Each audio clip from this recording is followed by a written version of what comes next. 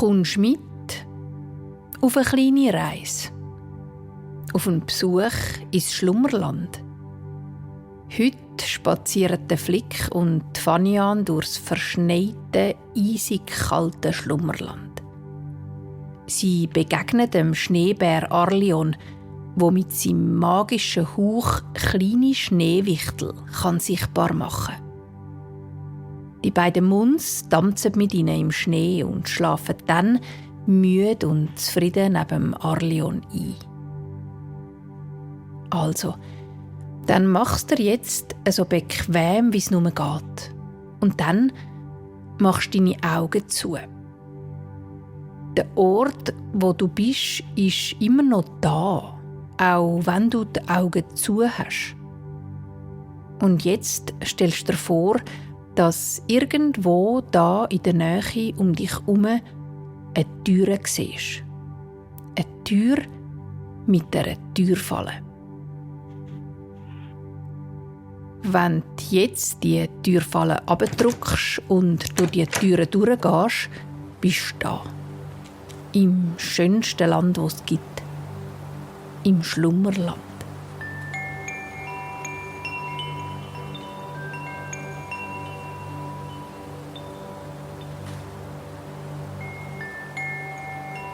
Das Schlummerland ist schneebedeckt.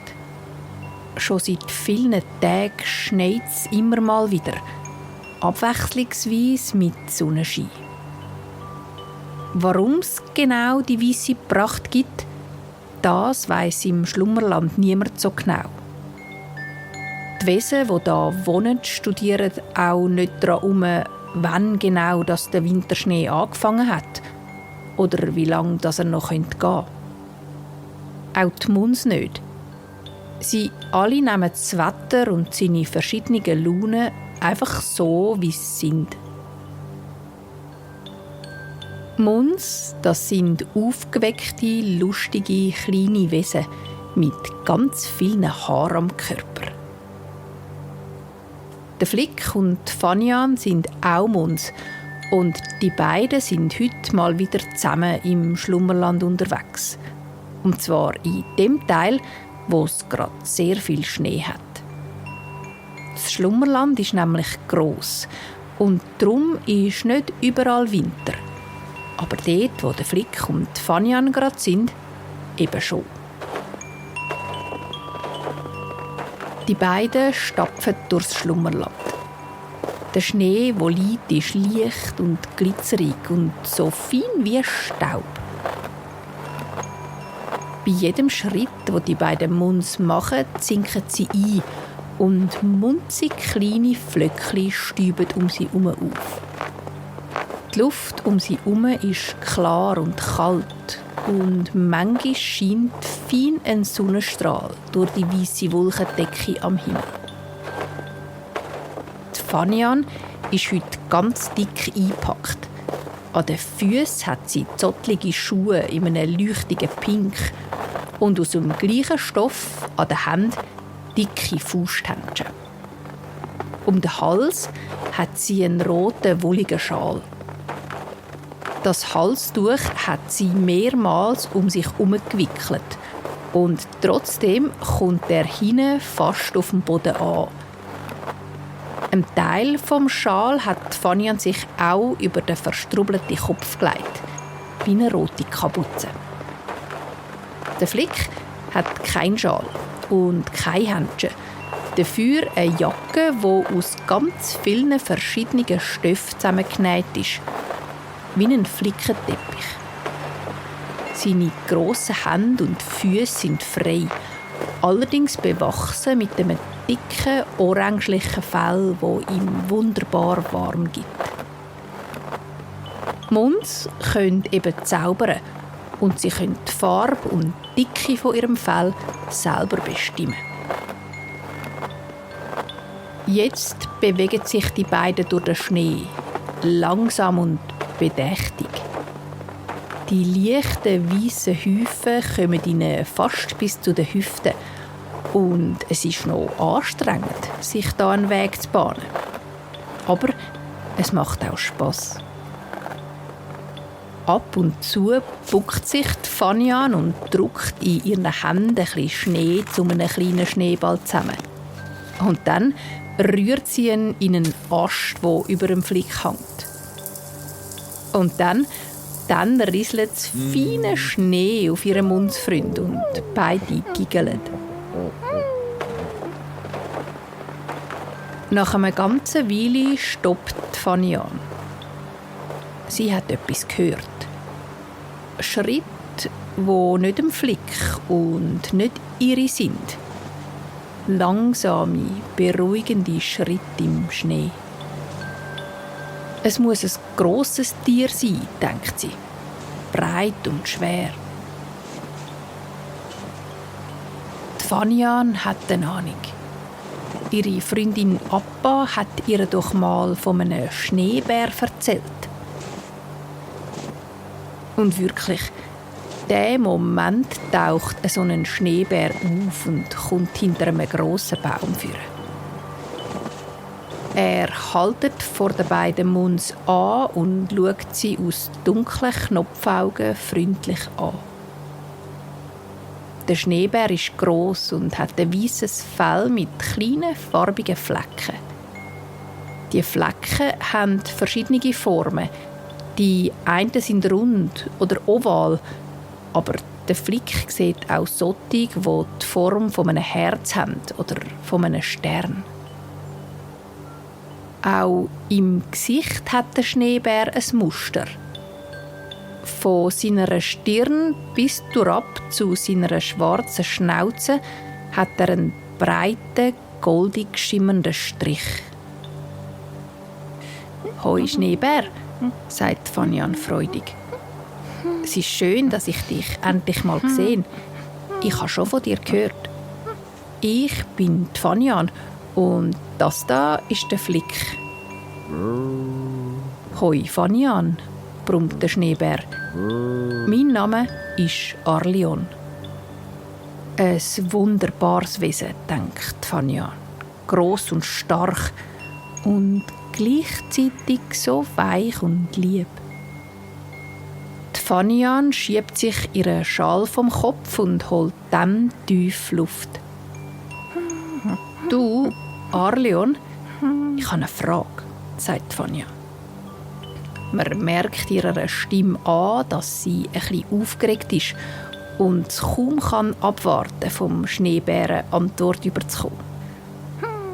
«Ich habe gehört, dass du einen Zauberhauch hast. Also, dass, wenn du in die Luft hauchst, dass dann Wesen sichtbar werden, die sonst unsichtbar sind. Stimmt das?» Auch der Flick ist jetzt gewunderig. Aufmerksam schaut er auf im Arlion sein grosses, wuchtiges Gesicht. Schneebär, sein grosses Maul mit den dunklen Lippen, formt sich zu einem breiten Lächeln. «Ja, da wissen ihr beide gut Bescheid. Es stimmt. Dem, wo du Zauberhauch gesagt hast, dem sagen wir Schneebären der Sprau. Es ist eine bestimmte Art zu hauchen und unter anderem kann ich kleine Schneewichtel sichtbar machen. Die hüpfen nämlich im Winter überall in der Landschaft umeinander. Wenn wir es mal zusammen ausprobieren?» Der Flick und Fanian nicken. Schon ein paar Mal haben die beiden darüber geredet, wie gern sie das mal möchten sehen und erleben. Schon etwa die sind sie zusammen durch den Schnee gelaufen und haben sich vorgestellt, dass sie da von diesen unsichtbaren Wichteln umgeben sind. Und es hat sie Wunder genommen, wie die echt so sind. Der Arlion dreht sich einmal um die eigene Achse und stapft den verschneiten Weg zurück in die Richtung, wo er hergekommen ist. Und der Flick und Fanian laufen dem hinein. Sein breite, zottlige Füdli mit dem kleinen Schwanz bewegt sich langsam von der einen auf die andere Seite. Der Arlion läuft sehr langsam, Schritt für Schritt tiefer in die weisse Landschaft.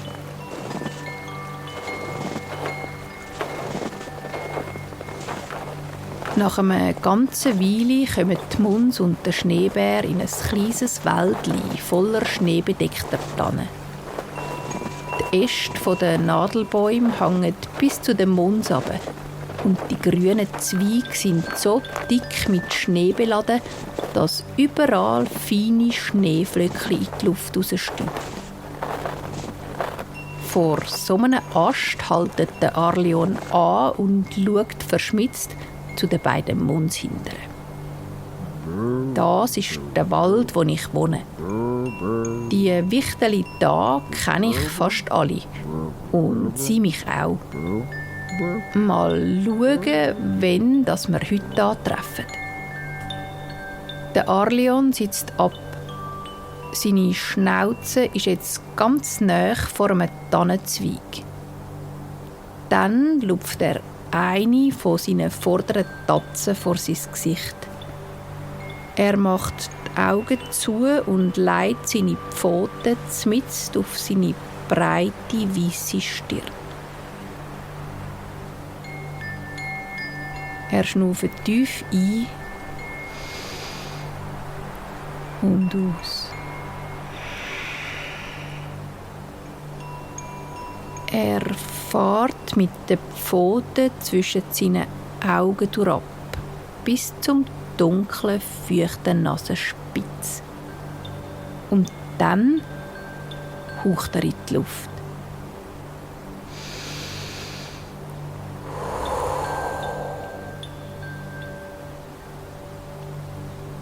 Der Hauch sieht genau gleich aus, wie wenn die Muns oder andere Wesen in kalte Luft hauchen. Der einzige Unterschied sind munzige, goldige Glitzerpünktchen, die auch noch im Hauch mittanzen. Der Flick und Fanian heben fast ein bisschen den Schnauf an. So fest nimmt sie Wunder, was der Schneebärenhauch bewirkt. Sie schauen auf den Zweig, der jetzt vom Hauch mit den Goldstäubchen berührt wird. An einer Stelle in der Luft sammeln sich die glitzerigen Teile zum Umriss von einem kleinen, knurzligen Wesen. Von ganz durchsichtig nimmt es immer mehr Farbe und Form an, bis es am Schluss so sichtbar ist wie der Flick oder die Fanian.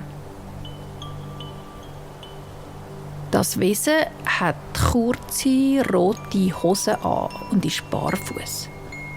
Um die Schultern hat es eine braune Kutte mit einer grossen Kapuze gelegt. Das Gesicht ist munzig, wie von einem kleinen Kind, und unter der Kapuze schauen ein paar verstrubelte graue Haare raus. Auf seinen Kleidern und seiner brünlichen Haut schimmern die Goldfünkchen vom Spraul, dem Zauberhauch vom Schneebär. Das Wichteli lacht und gibt leicht summende Geräusche von sich. Der Flick und die Fanian schauen ganz verzaubert auf den Wichtel, der auf dem Zweigli herumhüpft und sich immer wieder voller Freude und Energie im Kreis drüllt. Das ist der Blüwi vom Volk der Mitsungis. Was er euch hier zeigt, ist sein Freudentanz.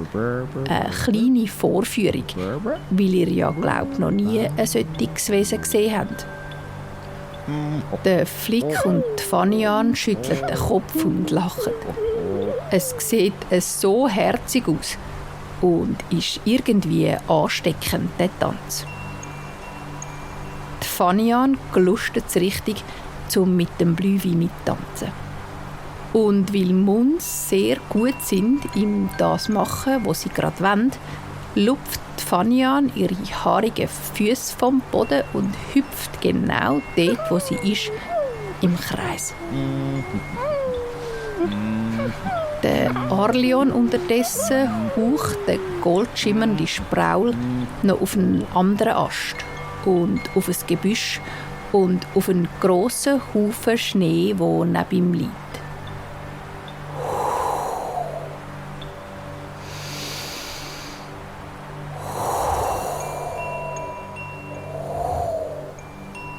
Überall tauchen jetzt mit Zungis auf. Alle barfuß und mit kurzen Hosen in den verschiedensten Farben. Sie tanzen mit den Armen in der Luft und drüllen sich im Kreis.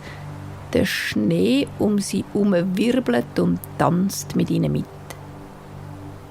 Auch der Flick tanzt jetzt mit einem grossen Lachen auf dem Gesicht. Er spürt die kalte Luft in sich hinein und um sich herum die Bewegung der Fanian und der tanzenden Mitsungis. Er sieht den Arlion, der ruhig und friedlich mitten inne sitzt und ihnen zuschaut, lächelt und schnauft.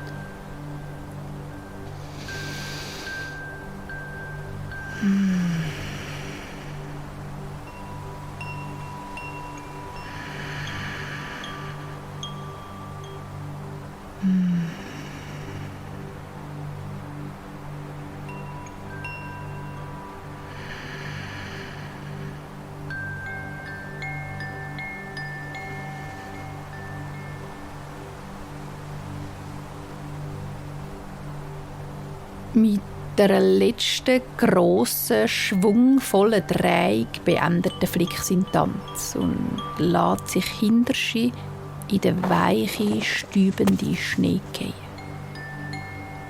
Er ist ganz ausser Atem und es ist ihm ein bisschen trümmelig, aber sehr wohlig und warm.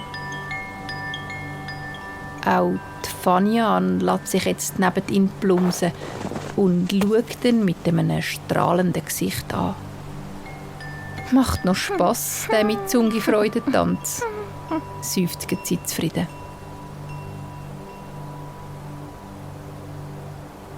Der Flick schaut neben sich an die Stelle, wo gerade noch ein Mitsungi mit beigen Hösli getanzt hat. Jetzt allerdings sieht man von ihm nur noch eine feine Form. Sein Körper ist schon fast wieder verschwunden, schon fast wieder durchsichtig. Er schaut den Flick an und lupft nochmal seine Hand, wie zum Tschüss sagen. Und dann ist er weg.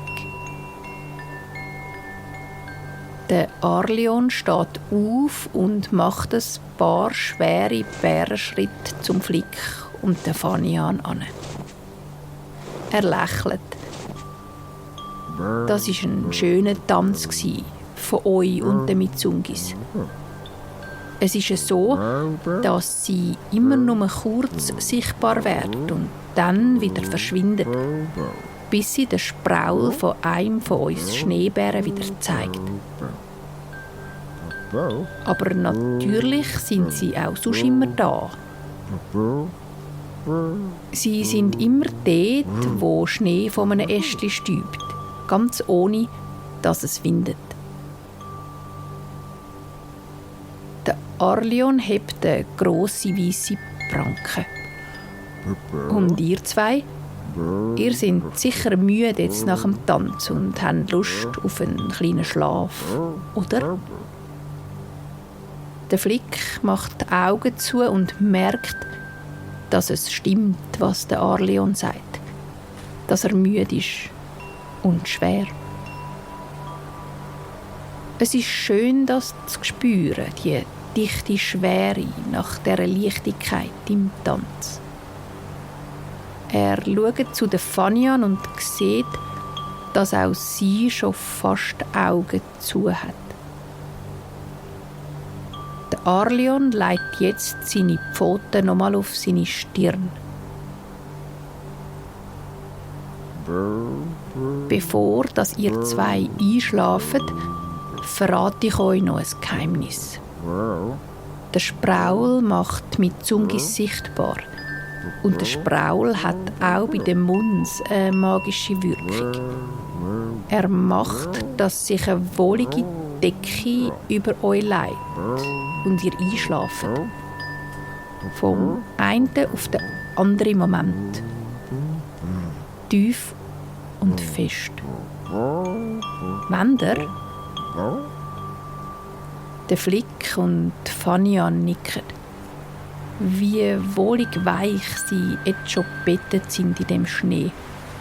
Ein besseres Plätzchen zum Ausruhen können sie sich gar nicht vorstellen.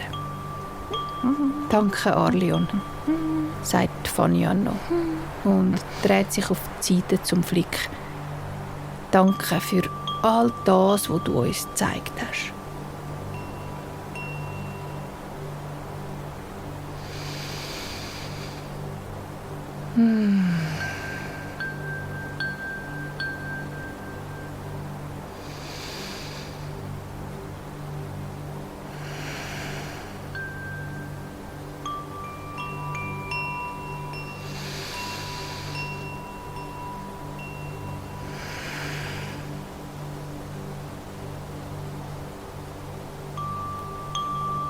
Der Schneebär lächelt, streicht seine Pfoten die Nase ab und schnauft dann tief ein.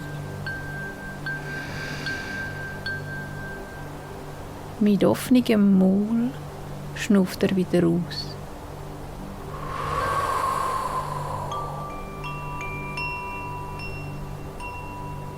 Sofort wird die Luft vor seiner Schnauze milchig und goldschimmernd. Der Hauch senkt sich auf die beiden Muns langsam und gleichmäßig. Als er ihre Körper berührt, fangen die Glitzerteile sich an verweben zu einer dünnen, faserigen Decke. Und fast sofort fallen der Flick und Fanian in einen weichen, lebendigen Schlaf.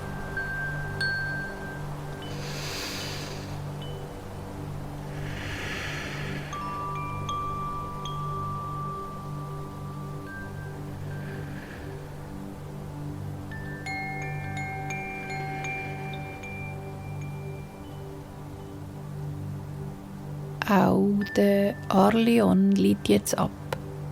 Sein grosser Körper dicht ans Fell der Muns gelegt. Sie sind warm und weich und der Arlion sieht, dass sie beide für einen Moment unter der Decke leicht durchsichtig werden. Auch das ist Teil der Wirkung vom Spraul bei den Muns. Der Arlion brummt noch einmal tief und schaut um sich herum in die Bäume, wo Schneekristalle von den Ästen flickern, angestoßen vom unsichtbaren Tanz der Mitsungis.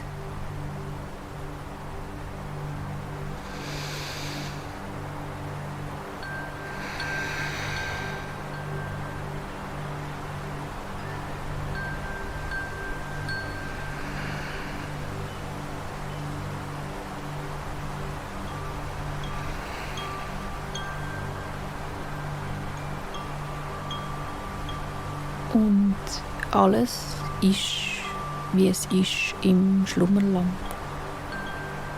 Der Flick und Fanian schlafen tief und fest.